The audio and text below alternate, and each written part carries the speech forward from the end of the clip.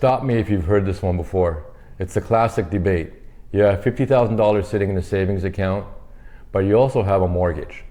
The question is, do you write the check to the bank and kill the debt, or do you keep the cash, invest it in the stock market, and try and get rich on the difference? For the last 15 years, the answer was obvious. You'd have to be crazy to pay off your house with rates of about 3% and the market was booming. But I have bad news. That era died, and as of late 2025, the rules of the game have completely been rewritten. That's right, Mark. And in this episode of Let's Talk Real Estate, we are focusing on the real math behind real estate and wealth. I'm Kyle, and I'm joined by my business partner, Mark, and together we are the co-founders of Paragon Realty Advisors located in Uptown Dallas. Today we're tearing up the 2021 playbook and looking at the new reality of the 6% mortgage. So let's get right into the raw numbers, because if you are still operating on the free money logic, you are likely losing money every day. As of December 2025, the average mortgage rate is hovering around 6.3%. Meanwhile, a high-yield savings account is paying about 4.2%. In the finance world, we call this a negative spread. Think of it this way. Imagine you borrow money from a friend at 6% and you turn around and lend that same money to your neighbor for 4%. Every day that goes by, you are bleeding cash on that deal. And that is exactly what we are doing if you have cash sitting in a savings account while holding a mortgage today. You are paying the bank 6.3% to hold onto your money that earns you 4.2%. You are effectively guaranteeing a loss of 2% every year. To make keeping the mortgage make sense, your money has to work harder than the debt costs. And right now, the debt is expensive. But there is a massive asterisk here involving the government. Kyle, why don't you walk us through this curveball? Sure, Mark. The math isn't just interest rates, it's tax law. And this year, we got the One Big Beautiful Bill Act, or OBBBA. Back in July, Congress completely changed the coupon they give you for owning a home. For years, we were stuck with a $10,000 cap on state and local tax deductions, the SALT cap. The OBBBA raised that cap to $40,000. This is a game changer for upper middle class families because it means you can actually itemize your deductions again. If you earn between $200,000 and $500,000, the government is effectively subsidizing your mortgage again.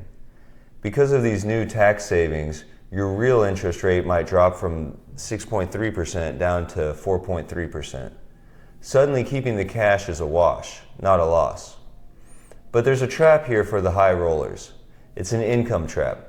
The government put a ceiling on this generosity.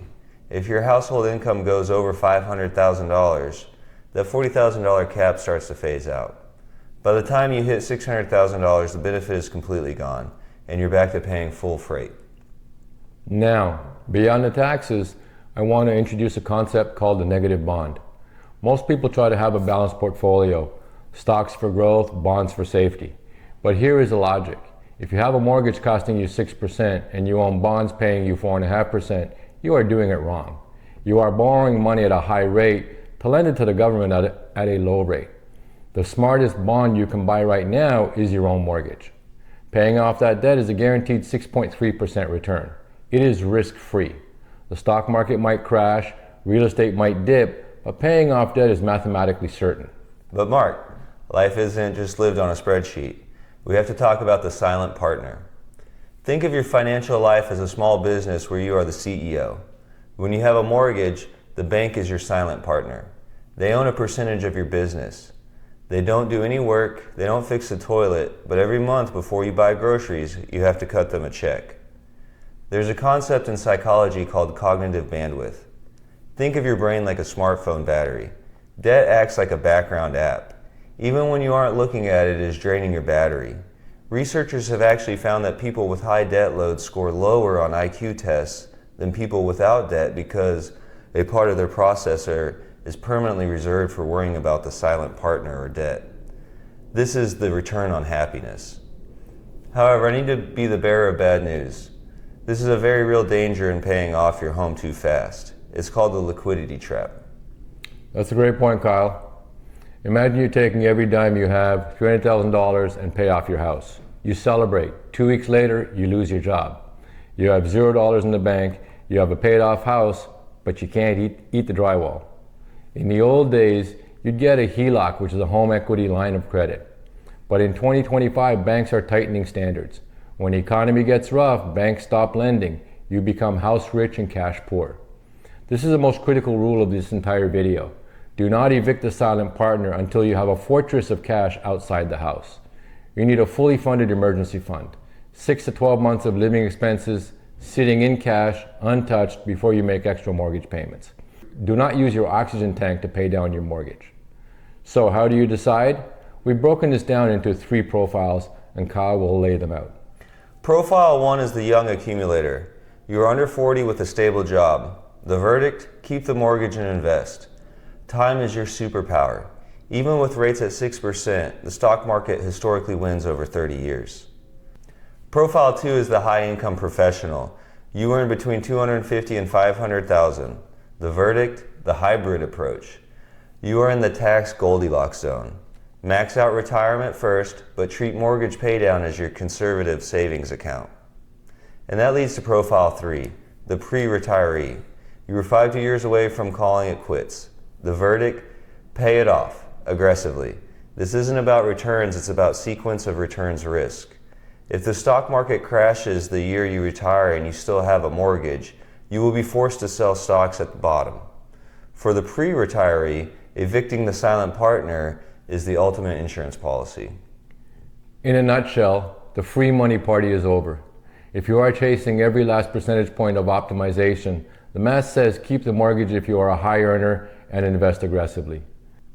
But if you value simplicity, if you want to reclaim your brain battery, and if you want to lower your risk of an uncertain world, that guaranteed return of a paid off house is hard to beat. Just make sure you keep enough cash on the sideline so you don't have to ask the bank for permission to buy groceries. Navigating these complex financial decisions is exactly what we specialize in. The frameworks we discussed today aren't just theories. They are the tools we use to guide our clients through the noise and protect their financial futures. If you're in the Dallas-Fort Worth market and are trying to figure out whether to buy, wait, or refinance, the noise can be overwhelming. Our team has a deep analytical understanding of the DFW market that goes far beyond the headlines. We can help you run these numbers for your specific situation. Go to www.paragondfw.com to schedule a no-obligation consultation today. If you found this video helpful, make sure you give it a thumbs up and hit the subscribe button and notification bell, and you'll have access to all current and future content. And finally, let us know in the comments, is the silent partner living rent-free in your head, or are you serving an eviction notice? Thank you for watching this video, and we look forward to seeing you in the next one.